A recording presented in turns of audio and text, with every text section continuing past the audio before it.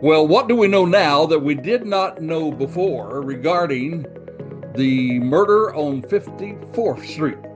Well, we're going to tell you all about that on this episode of Charlie Crime Talk, where I discuss with our producer, James Buckland, the podcast that we just dropped. Thank you for joining us. The views and opinions expressed in this presentation are solely those of the individuals interviewed or participating and do not represent those of Charlie Crimebuster nor Peacemaker Network. All individuals described or mentioned in the presentation should be considered innocent until found guilty in a court of law. This presentation contains subject matter such as violence and graphic descriptions, which may not be suitable for all audiences. Listener and viewer discretion is advised. All right, James, tell the folks about all the things that they can find out about Charlie Crimebuster and where they can find out about it. Well, thank you, Charlie. Well, here at Charlie Crimebuster, we welcome comments, we welcome suggestions, and we like opinions. And even if you disagree with our viewpoint on any topic, we still want to hear from you. So we call it a reach out with a shout out. And you can email Charlie at charliecrimebuster@gmail.com. That's all one word, charliecrimebuster@gmail.com. Or you can call or text us at 407-917-2211.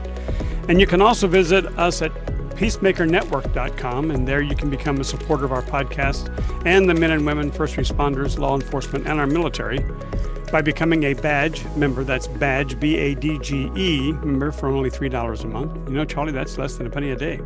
Yeah, very affordable. Yeah, again, that's peacemakernetwork.com. And if you're a true crime junkie and would like to binge-cast, as we call it, you can listen to previous podcasts from our website at charliecrimebuster.com. That's charliecrimebuster.com.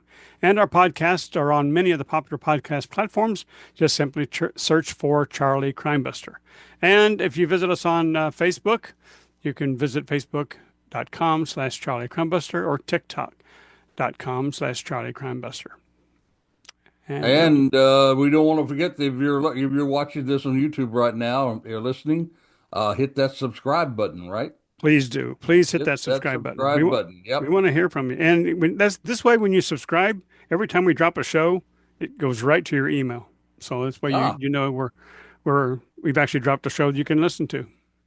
There we go. Love it. Love it. Love it. Love it. Yeah. Well, what an exciting week we've had, right? With crime in crime country. Wow. Yeah.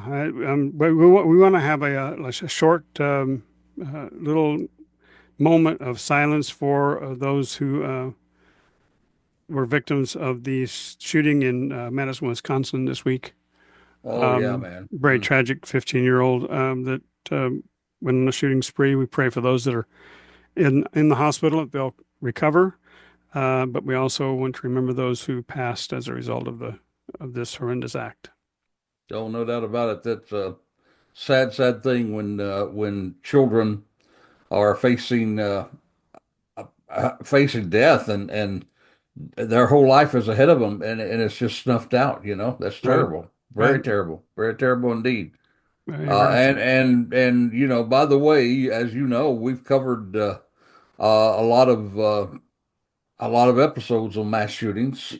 We have, and we even talk about in our podcast how what we call the things that you can see happening before a shooting, and perhaps if you can get into the phase of a mass shooter, then you may be one of those people that can get word out and stop it before it happens. So we would encourage them to go to our website and just look at all the episodes there, and you'll find several mass shootings. And that's right. Maybe that would be a help to some of the folks out there. Right. Well, what's amazing about this particular 54th Street shooting is the fact that someone saw something, said something, and did something, and as a result, the suspect has been captured. Right. And we're going to discuss today what we think may happen to him. But what are some of the things that we know now that we did not know before, Charlie? Well, one of the first things we know who he is. You know, we didn't know that before, right? Yeah. You know, when we our last YouTube drop, we did not know who he was. That's true. And we actually urge people on both the previous podcasts and on the YouTube channel that if you see something, say something. And thank goodness, like you said, there was someone at a McDonald's in Altoona, Pennsylvania, Hmm. who had noticed this guy that was sitting in the back of the restaurant with his laptop, and they noticed those eyebrows that are so distinguished with him and some Hmm. other characteristics about him. And so they told one of the employees there. Employees called the cops. The cops came and they began to question him, and then they actually ended up arresting him on other charges, carrying a weapon, forgery, Hmm. and then at that time they identified him as a person of interest in the killing of the healthcare CEO. So one of the things we know now that we did not know before is we know his name is Luigi Mangione, and we know that he has been arrested and he is a person of interest, and now we know he's been charged for the murder of the CEO healthcare executive, Brian Yeah. Thompson. Right. Right. Well, what else do we know about this guy, Luigi Mangione? Well, there's a lot of interesting things. He's a young guy, 26 years of age. Um, he right now we know he's in Pennsylvania at the maximum security site with a state prison up there. We've been told that he's not talking. We've been told that he's not violent. We've been told that he's not on suicide watch, which kind Hmm. of surprises me a little bit. Yeah. We know that there's not at this point. He not under any psychiatrist treatment or anything like that. He's not in solitary confinement.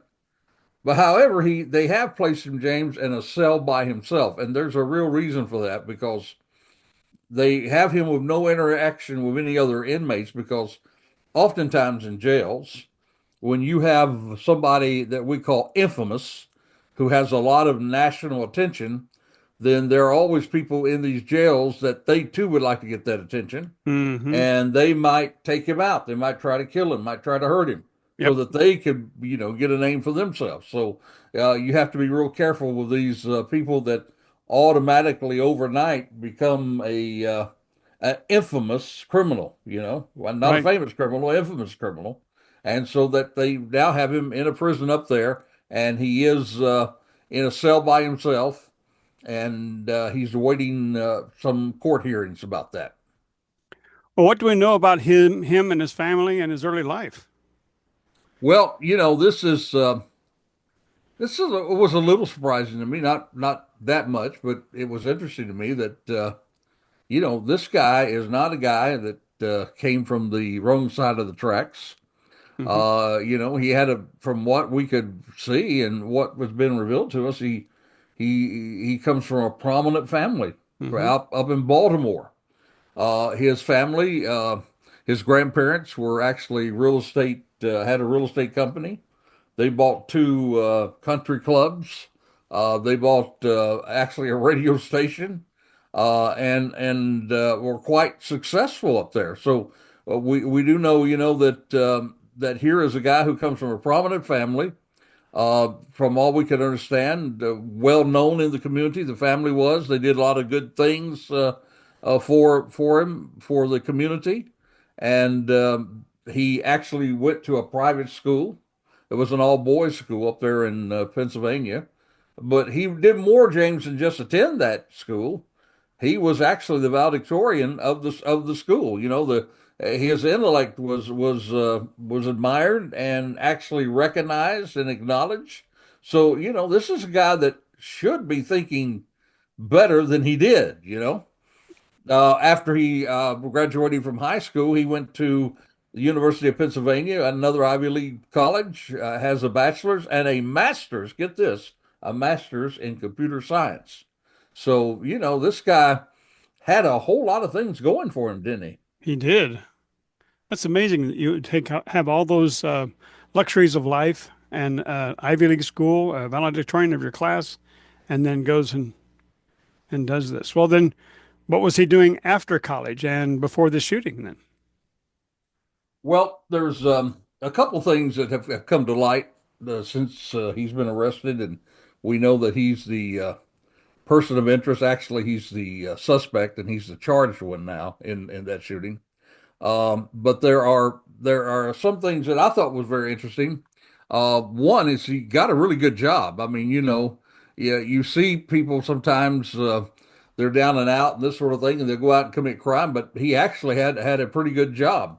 In fact, he was so sharp, James, and he had actually developed his own video game that I read about, and he had a job as a data engineer at a place called True Cars, which some people may be familiar with, when Hmm. you can go online, and look and see what kind of car that you're looking at and what Right. kind of how much it's worth, this sort of thing. So I don't think necessarily he was into the car business, but he was certainly into the tech side of it and helped them with their internet presence, and set up all of their portals and this sort of thing. So he had a really good job. But it was really funny though, once something like this gets out, the employers of these people are very quick to distance themselves, and Right. so they, Yeah. they came out right there. Well, he hasn't worked here since 2023, on that, but he did that.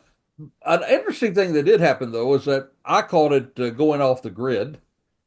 Uh, I really don't know if you can call living in Hawaii off the grid, Yeah. but somehow he just left everything and went to Hawaii, and he became a part of a surf community there, a surfing community called Surf Break.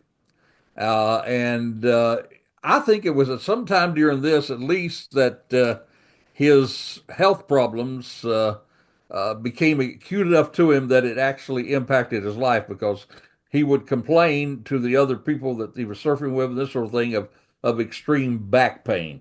Hmm. So it was sometime during this that it is noted that he had some health problems.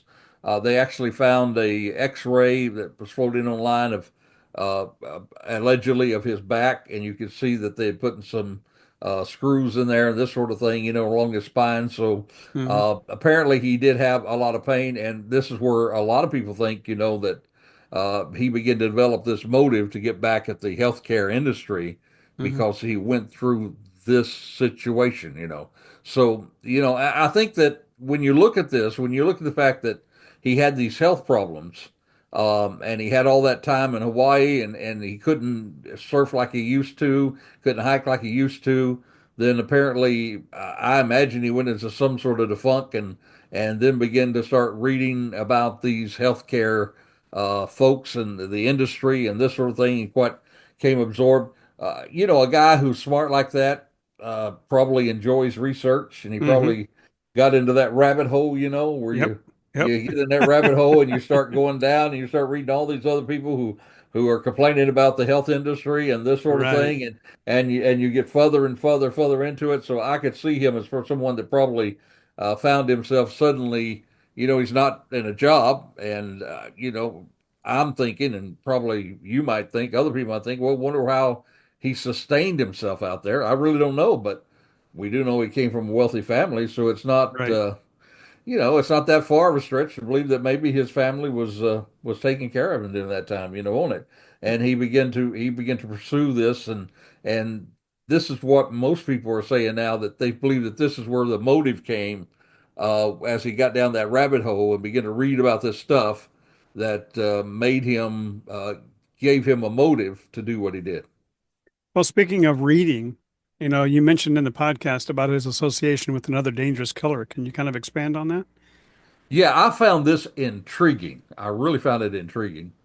Again, here comes that word that you first introduced to the Charlie Crimebuster family. Those two words, that digital footprint, right? Yep. Digital footprint. Right. Digital footprint. Yep. Well, in looking at his digital footprint, we do find that he makes reference to the Unabomber, Ted Kaczynski, Hmm. and he was responsible in 1978 for a number of bombings around the country. He actually killed three people and injured dozens of others. And I mentioned that in the podcast this last week, James, about how the Unabomber was. I mean, he brought a lot of fear in this country, and he was basically going after anybody in the industries that were rich, this sort of thing. Even people who taught in colleges, this sort of thing. He would lay these bombs around, and I said that a lot of people were injured, but I really didn't do that justice. It's something, if you and I fall down and injure our elbow, or our Hmm. hand or Hmm. skin our knee or this sort of thing, or even maybe even have a broken leg or broken arm. When you talk about bombings, James, the it's just horrific. It's just so terrible that what it does to someone. I mean, if you Right. survive a bombing, you probably will, be missing an arm or missing a leg. Right. Right. I mean, you just think about what happened in Afghanistan and in these wars, and these Hmm. guys who step on these planted bombs, and this was what Kadinsky was doing. It was just terrible, and yet when we look at this killer's digital footprint, we find that Luigi, that he actually lifted up Kandinsky, actually called him, well, not a hero, but he said he was a revolutionary, a political revolutionary, and I think that I think he really became quite attracted to the Unabomber, and I think he kind of felt like just like he described the Unabomber as being, a political revolutionary. I think that that's what he wanted to become. He wanted to become a political revolutionary. Even it was said, man, that with some of the stuff they found with him, that he had actually thought about building and putting a bomb out rather than shooting the Wow. healthcare executive. But he said these words. He said, "Well, he said by shooting him, this is in the writings that they found in his backpack. In shooting him, he was saying that it would be a bit more of a targeted a hit, and that he wouldn't hurt. There wouldn't be a lot of innocent collateral. Which I just can't believe. He thinks that it's that this guy's not innocent who he mowed down. Right. But that yeah, that's where he was.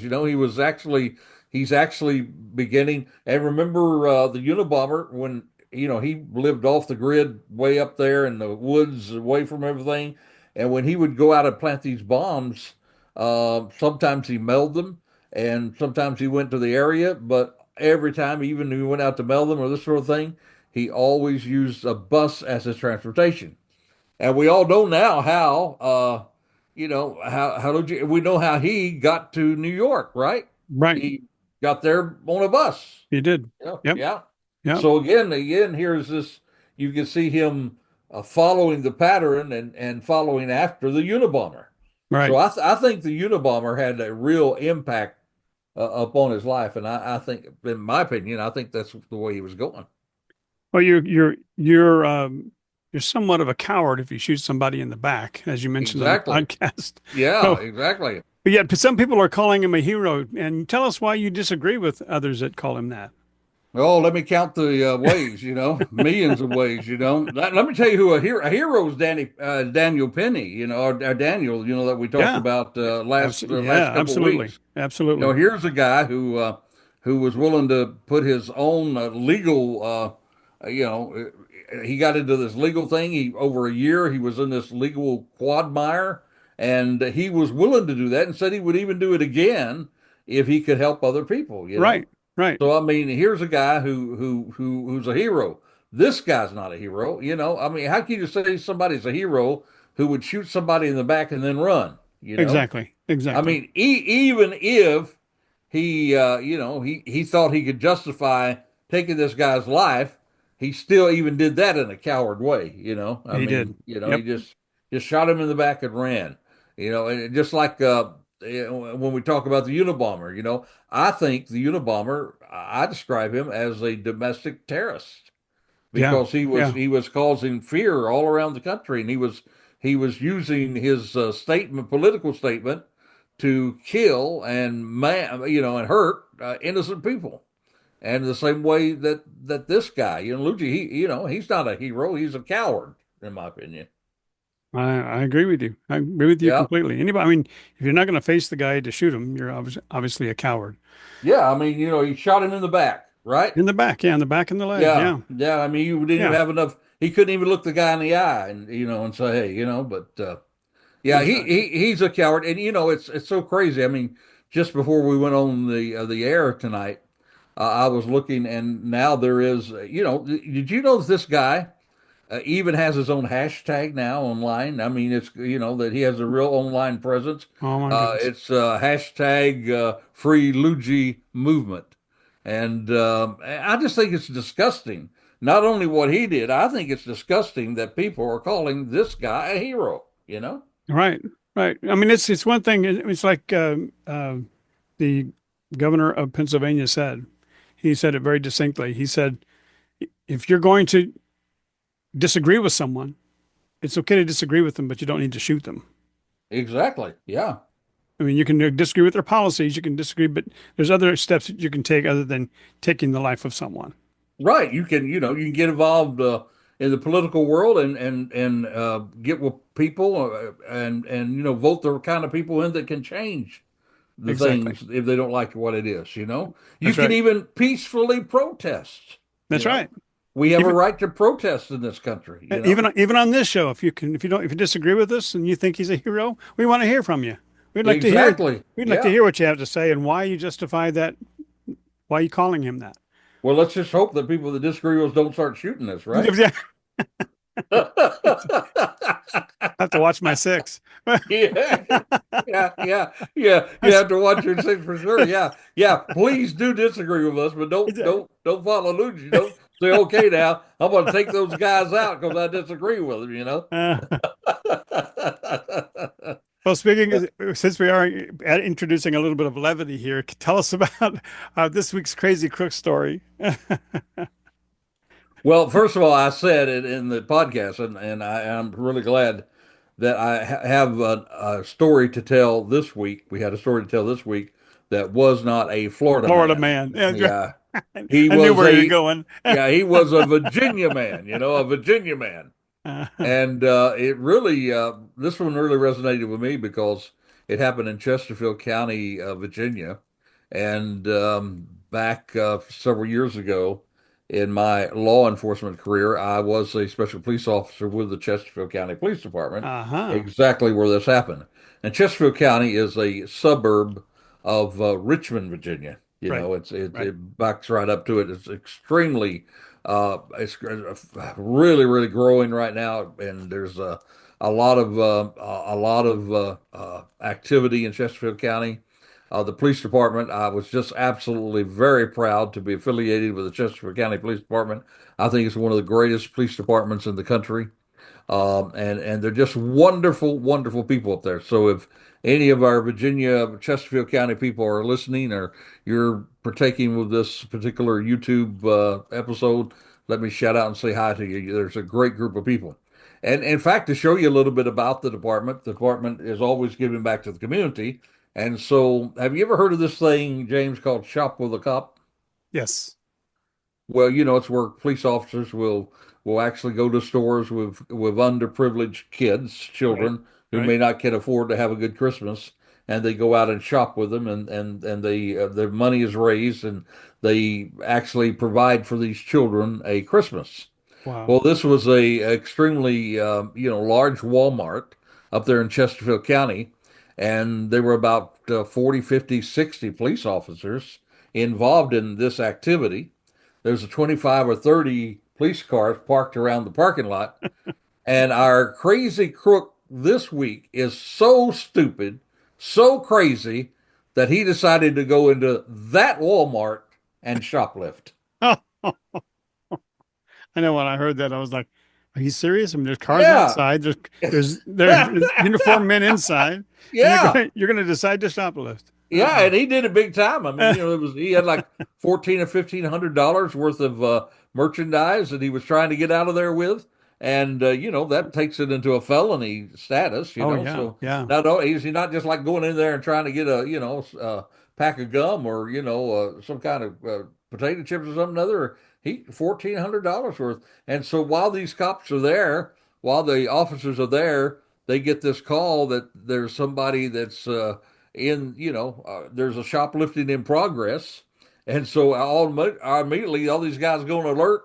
This guy runs to the back, tries to get out of the building, and they nabbed him, and arrested him. And of course, as in a lot of these crazy crook stories, he had a record and there was actually a warrant out for him.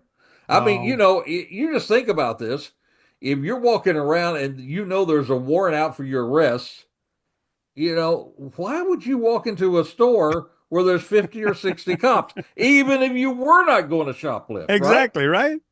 I mean, why Exactly. would you even get there? I mean, you would think this guy would be running away from that place, Yeah, you would think. going the other direction. But no, no, no, no. Our crazy crook decides, hey, I'm going to show them that I can walk right there under the nose and shoplift $1,400 worth of merchandise. So Definitely a crazy crook. yeah, I just have to think, and James, you've heard a lot of these stories that we tell them every week. I think we're going to nominate him for the crazy crook of the Of year. the year. There you go. What do you think? I mean, have you He's have you heard, definitely he have is you heard definitely nominated. have you heard anything crazier than that No, we've been talking about? no. This beats all of them. I think he's the crazy crook, not of the week for Charlie Crimebuster. He's the crazy crook of the year. Of the year. Oh my goodness. His So name, by the way, is Hector Valdez, 32 years of age, and he's in the popo now. he's in the popo. Oh, he's in the jail. He's in the what they, The pokey, right? yeah, that's right. Yeah, the Steel Bar Lounge. Yeah, Steel Bar Lounge. Yeah. Yeah. What's some of back to our story with Luigi Mangione? What is some of the real evidence that links him to the killer?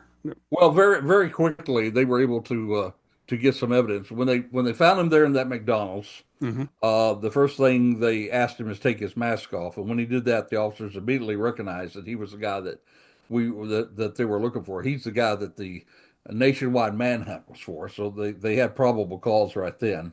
So then they asked him if he had ever gone to New York. He began to shake, and you could tell that he was really nervous about it. Hmm. And the ID that he handed over was not his name. So he said, "Why?" Said, "You better tell us your name, or we're going to arrest you for not giving us the right ID." So then he gave him his name.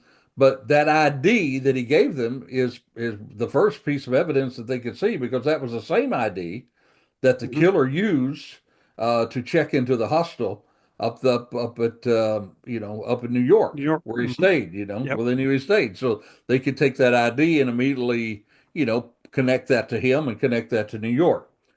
In the backpack, they also found a weapon, and like we talked about on the podcast prior to catching him, I could tell it was not a Glock. But and I don't know how I could tell that, but I just could tell. I could tell the way he, when he had a jam, how he tried to get the Yep. jam out, and everything. This was actually a ghost gun, James. And a ghost gun, of course, is something that you can put together yourself. But the difference is that with a ghost gun, there's a legal a loophole hole right now where most weapons that are sold have to have the serial number on Correct. it. But if Right. you put a weapon together by yourself, Hmm. it's not necessary you have that serial number. So these ghost guns are harder to be able to track back to someone, Right.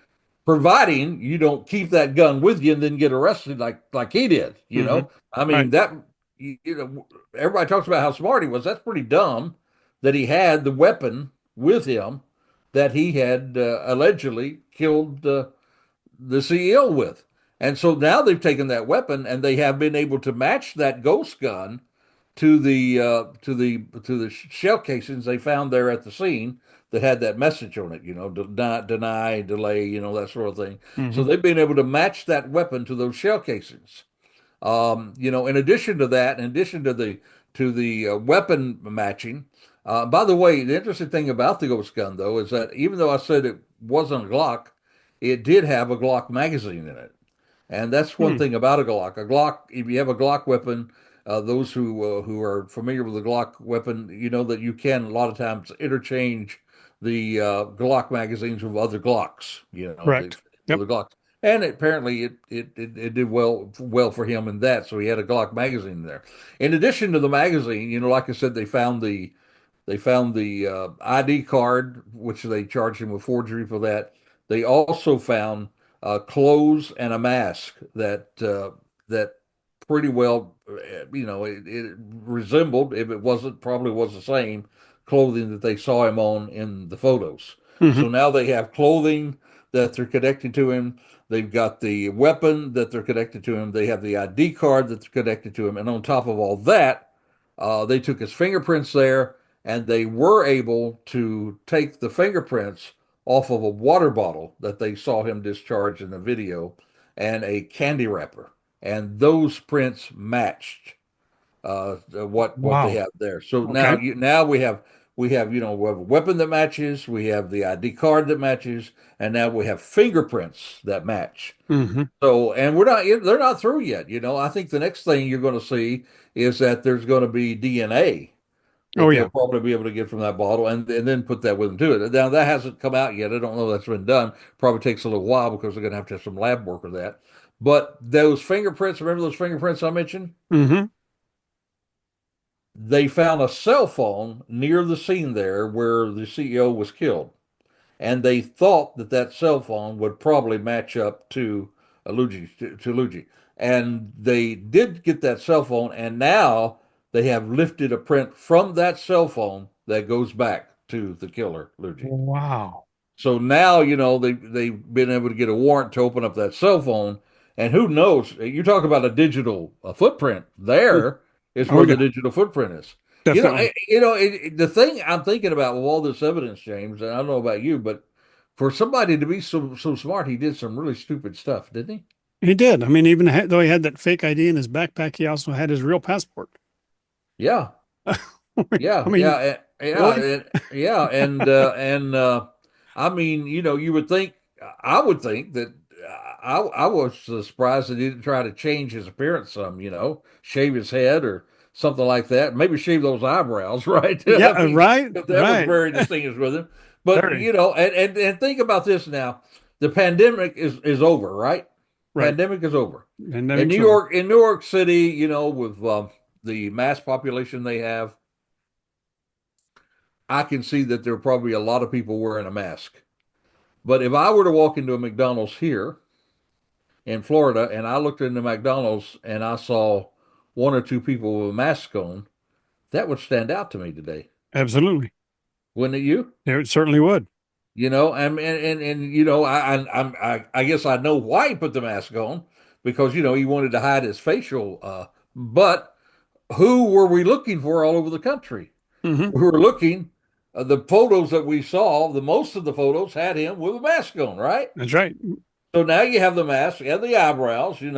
So again, this guy's, to be so smart, he did some really stupid stuff. And anybody knows that most criminals have enough sense to get rid of the weapon that they shot somebody with. I mean, think of, he had what 7 days? I don't know how many days. Was it 5 days he was on the run, He or was on the yeah, he was on the run about 4 or 5 days. Yeah.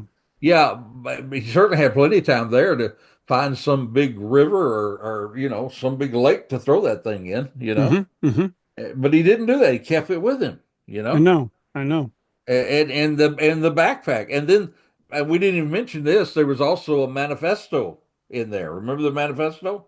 Right. Remember the Unabomber? What did he have? He had this big, huge manifesto. Exactly. They even had the newspapers even printed that manifesto in Hmm. order to try to smoke him out, to catch him. Hope that somebody would see the writings in that manifesto and Right.